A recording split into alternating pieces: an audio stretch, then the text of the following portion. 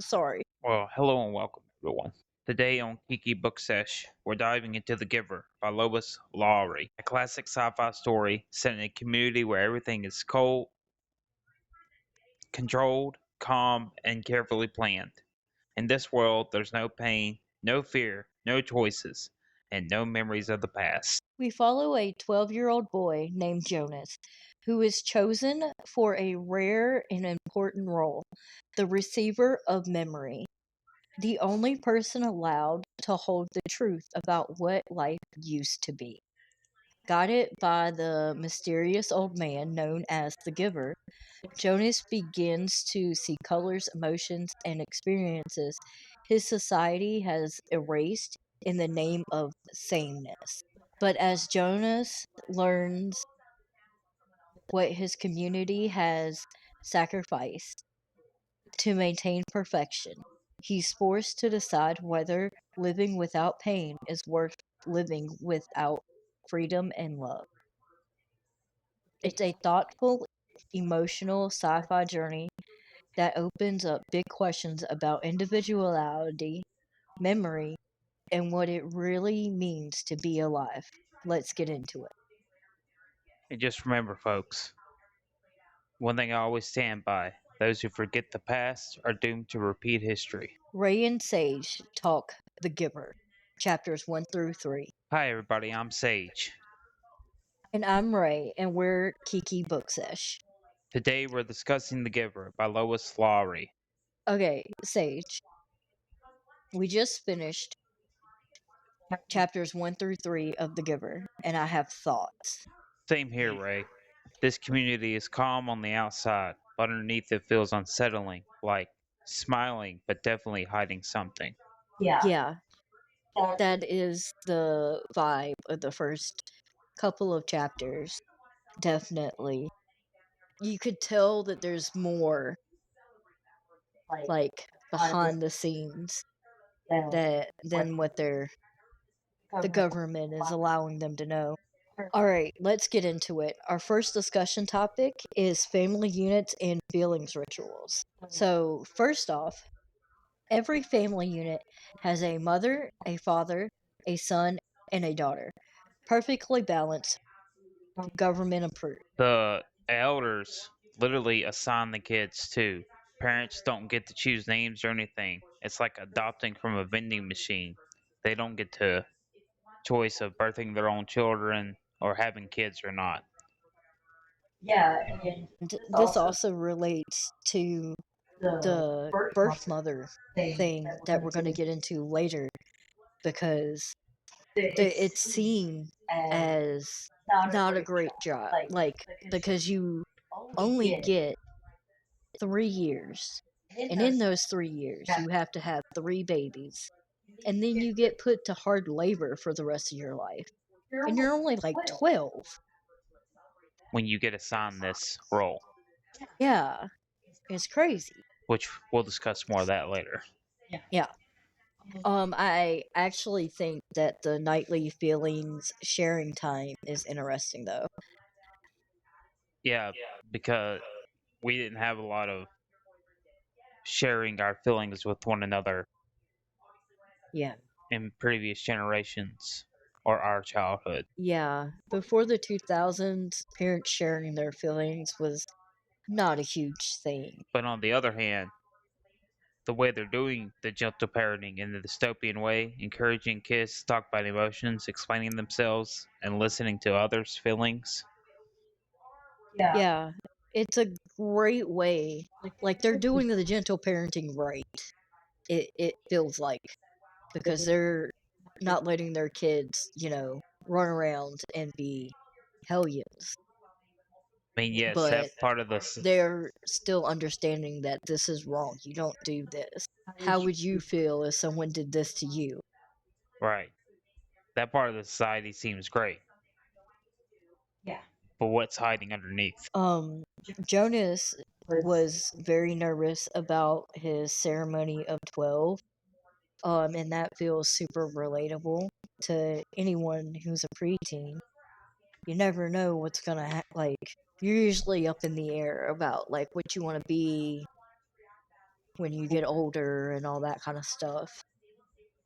Because it's when your life starts taking a turn towards that, at least in America. I mean, uh, oh my God, hold on, me. Oh, there Yeah. it is. It got cut off for a second. But yeah, his anxieties are very warranted because in their society, it's the last huge ceremony they have before they Mhm. get assigned their role and their life as an adult. Yeah. And the fact that his dad was like, I went through the same thing. You're going to be fine. They put a lot of effort into picking everyone's roles and stuff. But to touch on that, there's literally elderly men just watching children Mm-hmm. to decide the rest of their lives. And they pick this by the time they're age 12. And I know I can't speak for everybody, but I didn't know what I wanted to be at 12. I did, but I'm different. But I'm just saying, it seems a little young to be deciding someone's role in life. Yeah. And him feeling like his feelings are different and bigger than other people's that he's around. And how his dad just like sits him down and is like, I went through the same thing when I was your age. But even he's noticed that he's slightly different than everybody else and that there's something off with his own community and his own family and the way things are done. Something else that's going to be pointed out later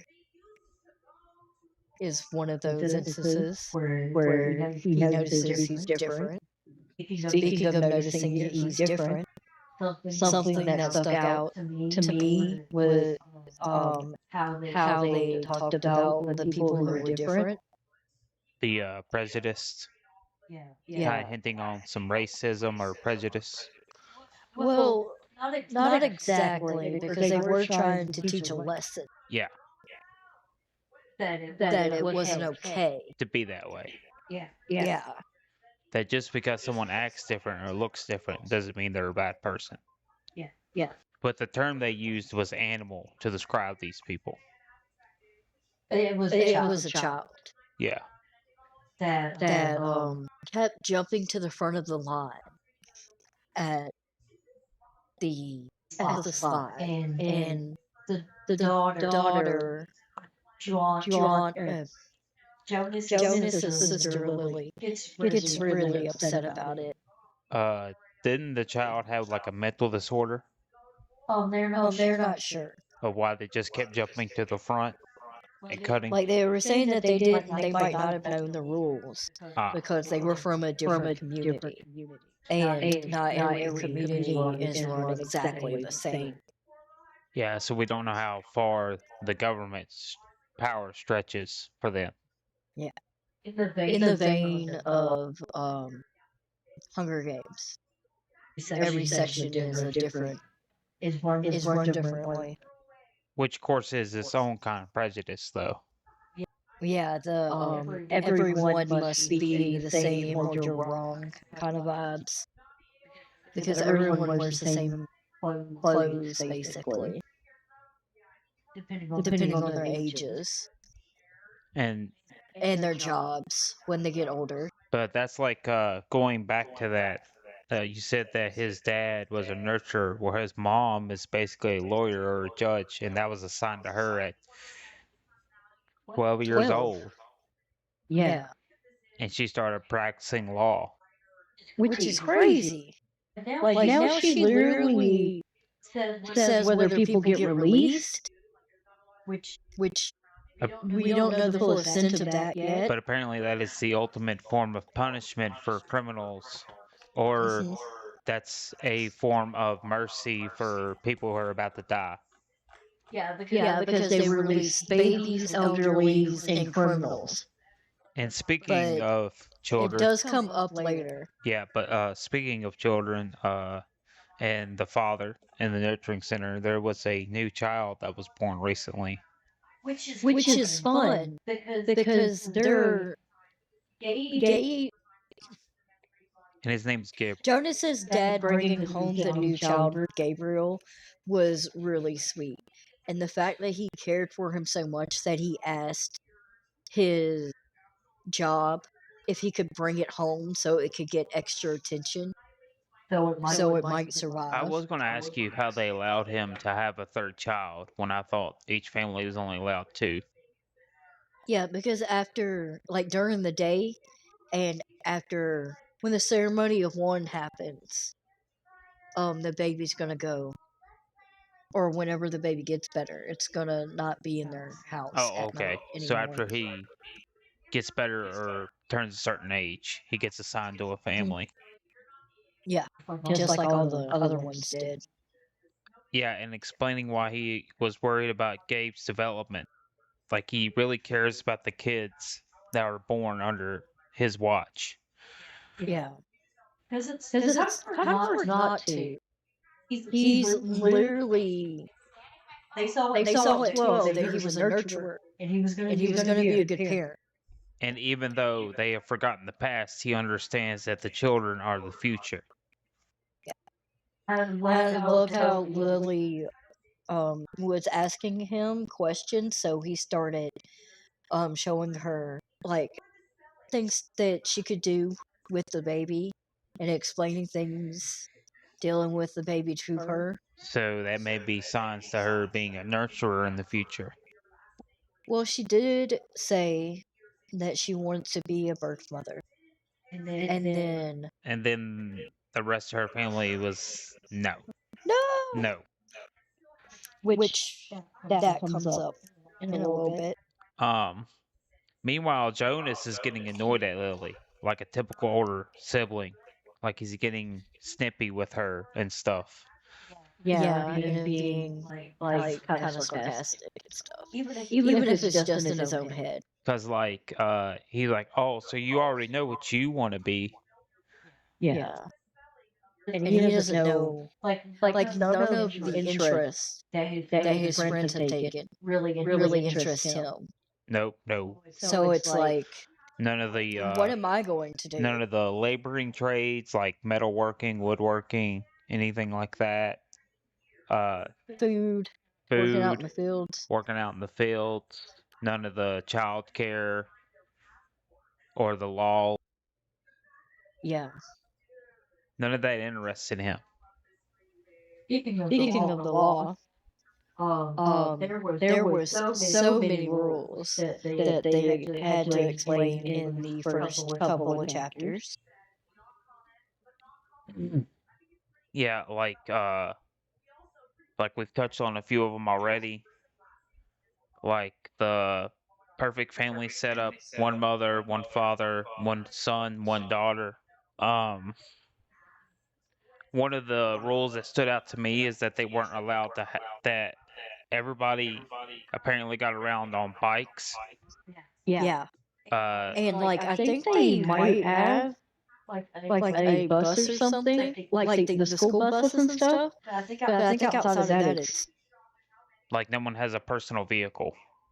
yeah, But they're not because allowed everything has to be the same. to own a bike until age 9. Even though most of the older siblings and or parents teach their younger siblings or children. Which is considered illegal.